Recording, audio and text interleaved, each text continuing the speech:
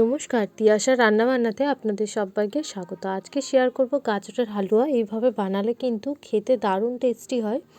আর আমি খুবই কিন্তু একদম সহজ উপায়ে আপনাদের সাথে রেসিপিটা শেয়ার করব, তার জন্য কিন্তু পুরো রেসিপিটা দেখার অনুরোধ রইল।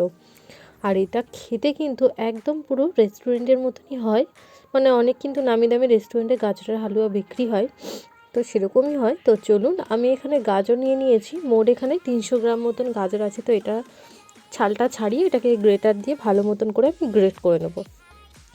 গাজরটা কিন্তু খুব ভালো মতন করে এখানে আমি গ্রেট করে নিয়েছি। এবার গ্যাস অন করে একটা কড়া বসিয়ে এর মধ্যে দিয়ে দিলাম 2 চামচ মতন ঘি।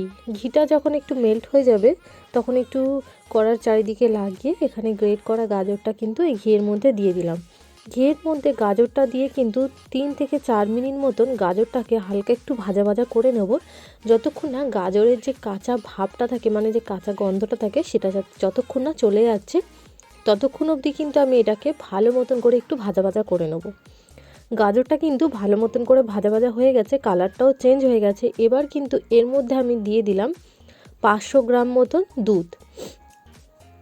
300 গ্রাম গাজরে কিন্তু আমি 500 গ্রাম মতন দুধ দিয়ে দিয়েছি। এবার দুধটা দিয়ে গাজরটা দিয়ে কিন্তু 4 থেকে 5 মিনিট মতন একটু নাড়াচাড়া করব। তারপর এটাকে আমি ঢাকা দিয়ে হতে দেবো 2 মিনিটের জন্য। তারপর আমি দিয়ে দেবো 3 চামচ মতন এখানে আমি চিনি দিয়েছি। চিনিটা কিন্তু অবশ্যই আপনারা একটু মিষ্টি বুঝে দেবেন, যে যেরকম মিষ্টি খান। তো চিনিটা দিয়ে হালকা নাড়িয়ে চাড়িয়ে আবার 1 মিনিট মতন কিন্তু এটাকে আমি রান্না করে নেব। আর এইভাবে গাজরের হালুয়াটা বানালে কিন্তু খেতে দারুণ টেস্টি হয়। এইভাবে কিন্তু একবার অবশ্যই, যদি না বানিয়ে থাকেন তাহলে কিন্তু রেসিপিটা ট্রাই করবেন। তো গাজরটা কিন্তু ভালো মতন এখানে রেডি হয়ে গেছে, মানে সেদ্ধও হয়ে গেছে।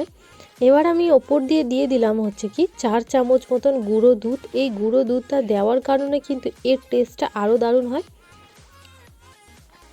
গুঁড়ো দুধটা দিয়ে আবারও কিন্তু খুব ভালো মতন করে মিশিয়ে নিচ্ছে। আমি এখানে এলাচ দিচ্ছি না, আপনারা চাইলে দিতে পারেন। তারপরে কিন্তু রেডি হয়ে গেল আমাদের গাজরের হালুয়া।